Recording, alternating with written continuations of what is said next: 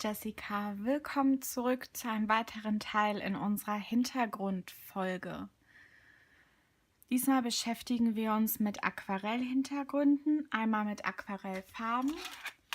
Hier habe ich ein kleines Set und einmal mit Aquarellstiften. Das sind schnelle und einfache Hintergründe, perfekt für Einsteiger, Anfänger und super schnell gemacht. Deswegen legen wir los mit den Aquarellstiften. Ich habe hier irgendwo noch einen dritten Stift. Ah, ja, mein dritter Stift. Ich habe 3 Farben gewählt. Das sind die Farben oder die Aquarellstifte von Faber-Castell. Einmal die Art Grip und Albrecht Dürer.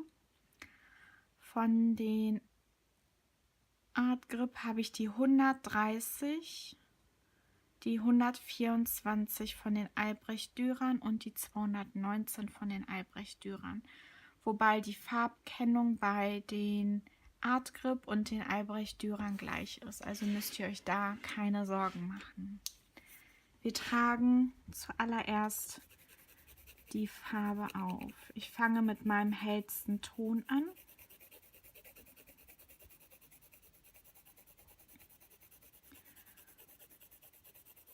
Und ich trage die Farbe immer in der gleichen Richtung auf.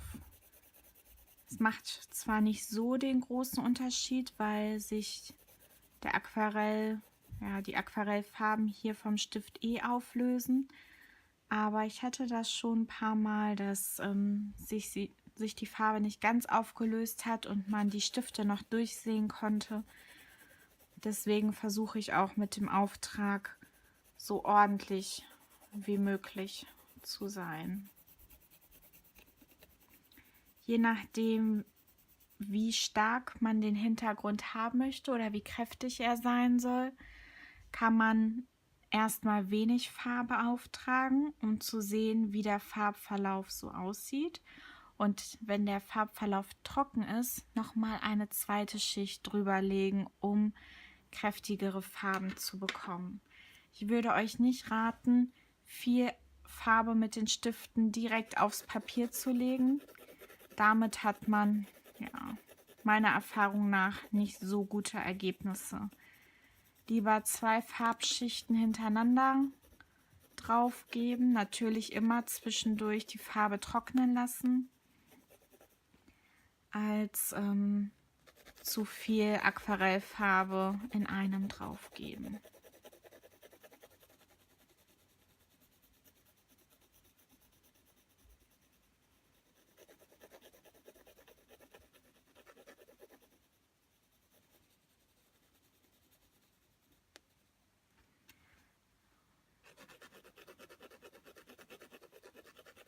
Auch hier vermale ich die Verläufe etwas ineinander, dass nicht so harte Kanten entstehen und man wirklich einen Übergang hat.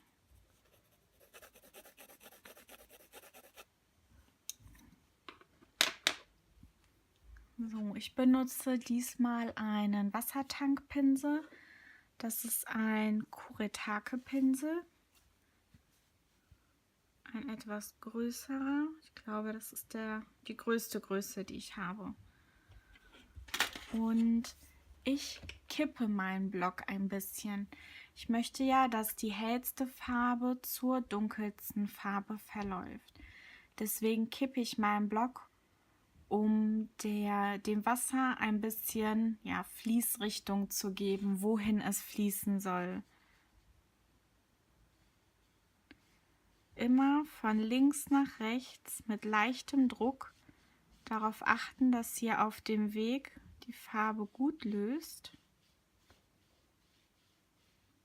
Zwischendurch drücke ich ganz leicht auf den Pinsel, damit das Wasser weiterläuft.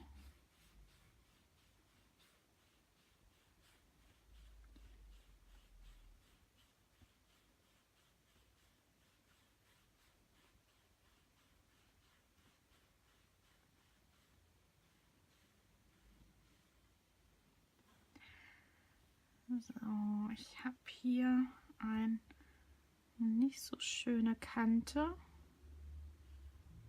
Die vermale ich.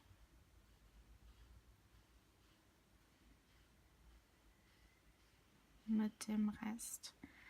So, mir ist der obere Part hier ein bisschen zu hell, aber bevor ich die zweite Farbschicht drauf gebe, warte ich erstmal, bis der Part hier getrocknet ist.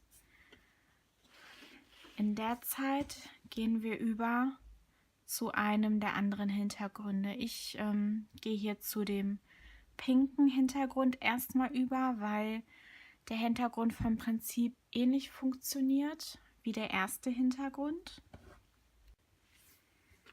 Wir nehmen den Wassertankpinsel und benetzen die Fläche, die wir bemalen wollen. Schön gleichmäßig. Nicht zu viel Wasser auftragen, dass alles schwimmt, aber gerade so, dass die komplette Fläche nass ist. Dann nehmen wir unsere Aquarellfarben. Ich nehme die Farbe 19, das ist dieses schöne Magenta, Rot, Pink, und tauche meinen Pinsel kräftig in der Farbe ein. Wie bei dem Bild eben kippen wir den Block und tragen unsere Farbe auf. Und ihr seht direkt, die Farbe explodiert ins Wasser. Das ist so wunderschön. Und den Pinsel gleichmäßig von links nach rechts bewegen. Je weiter ihr runterkommt, ich hoffe, es ist noch alles drauf, ja. Je weiter ihr runterkommt, desto heller wird die Farbe, weil euer Pinsel natürlich auf dem Weg an Farbe verliert. So, die untere Kante hier würde ich mit einem Tuch aufnehmen.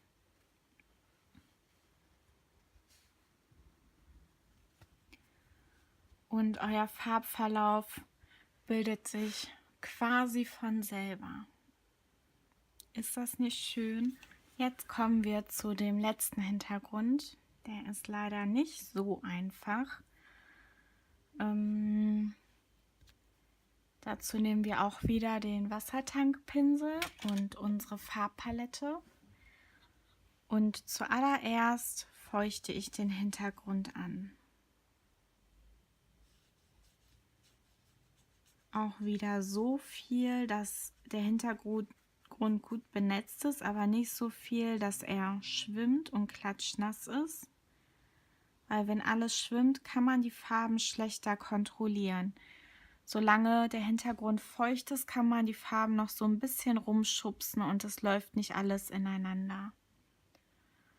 Ich nehme das dunkelste Blau, das ich habe, die 23, und gebe es in meine erste Ecke auf.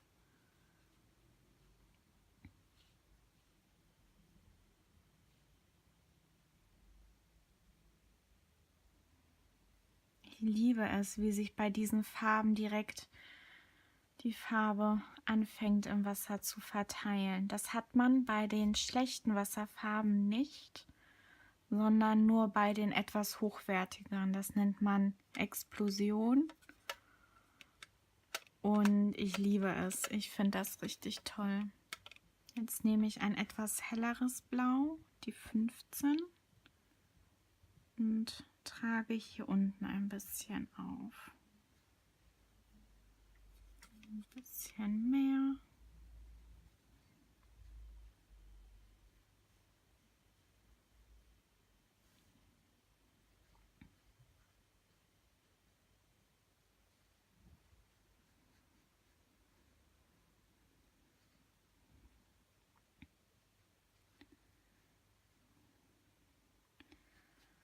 So, jetzt wechsle ich zu dem lila Ton in der Mitte.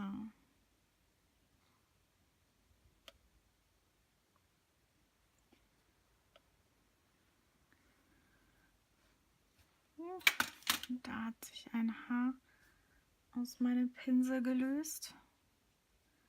Und das ist ein sehr, sehr kräftiger Ton.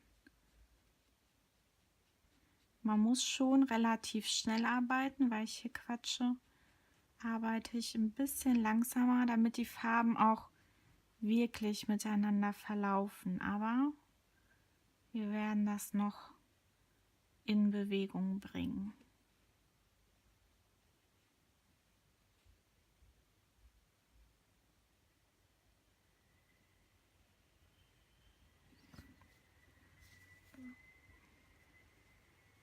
Pinsel sauber machen.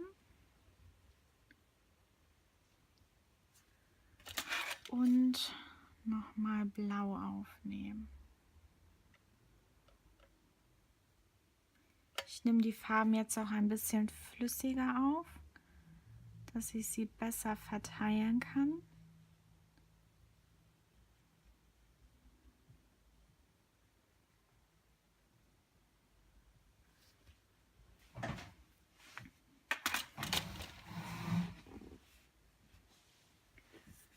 Das Tuch runtergefallen.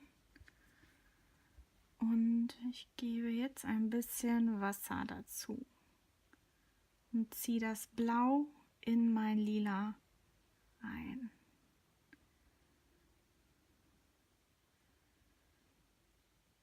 Und weil ich nicht so viel Farbe auf dem Papier habe, verläuft auch alles nicht sofort. Das ist gut. Das soll so sein, weil ich meine Farbe rumschubsen möchte. Ich möchte kontrollieren, wo sie hinfließen soll. Bisschen von dem helleren Blau.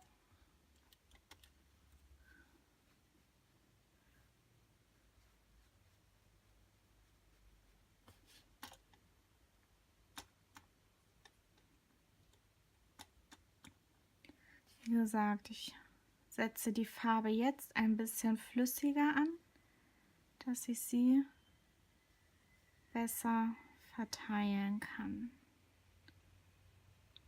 Und reinschubsen.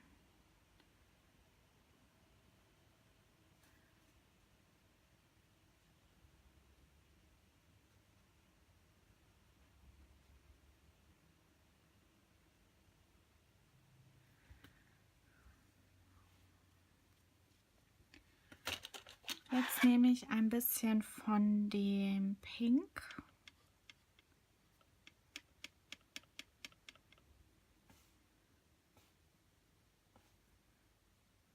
und mische das noch unter.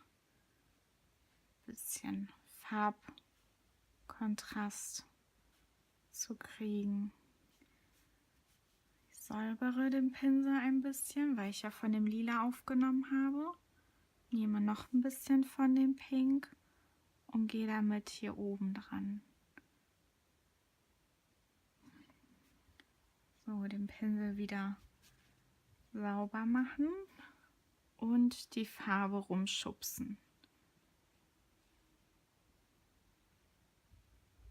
Bisschen mehr ins Blau ziehen. Ruhig etwas mehr Blau aufnehmen. Ein bisschen Wasser in den Pinsel laufen lassen, dass sich das hier auch drinne gut verteilen kann.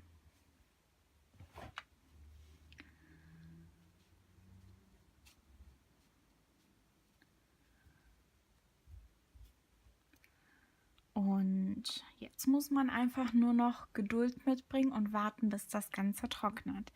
Aber während das hier trocknet, kann man sich um diesen Hintergrund kümmern.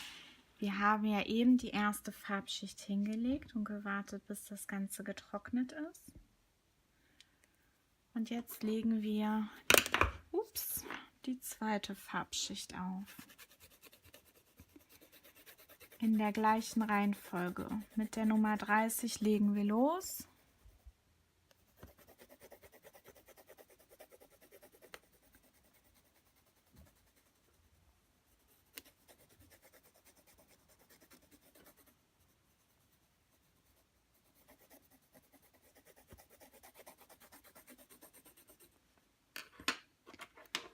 Mit der 124 machen wir weiter. Alles sanft auftragen, nicht zu stark drücken.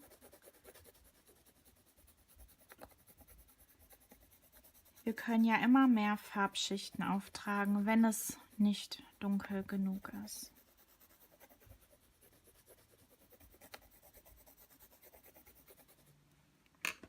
Und jetzt die letzte Farbschicht.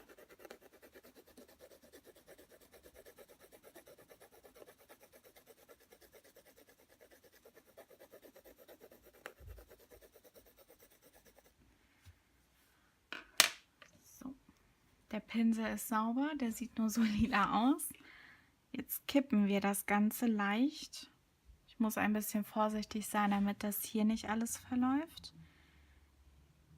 Drücken den Pinsel ein bisschen, um das Wasser zum Fließen zu bringen.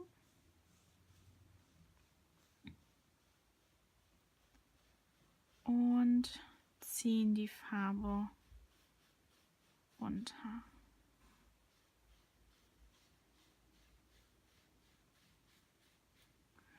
Ich habe hier eben ein bisschen zu doll gedrückt.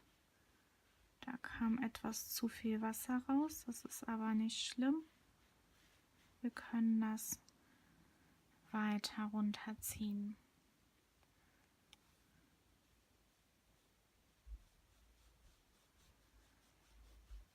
Hier hat sich noch ein bisschen von der Pinselfarbe nicht gelöst. Und ich verteile es einfach weiter runter. So, wenn dieser Hintergrund getrocknet ist, bleibt nur noch ein Schritt zu tun und das ist mit, ich habe jetzt Deckweiß genommen, das ich ein bisschen mit Wasser runter verdünnt habe, einfach mit dem Pinsel und dem Daumen ein paar Spritzer aufs Papier zu bringen. Also einfach gemacht, schnell gemacht, aber wirklich erst warten, bis die Seite komplett trocken ist, sonst wird sich die weiße Farbe in eurer Farbe verteilen. Ich hoffe, ihr habt Lust bekommen, Hintergründe auszuprobieren und schickt mir auf jeden Fall Bilder, wenn ihr sie ausprobiert. Dann wünsche ich euch noch ein schönes Wochenende und viel Spaß beim Reinschauen. Bis dann!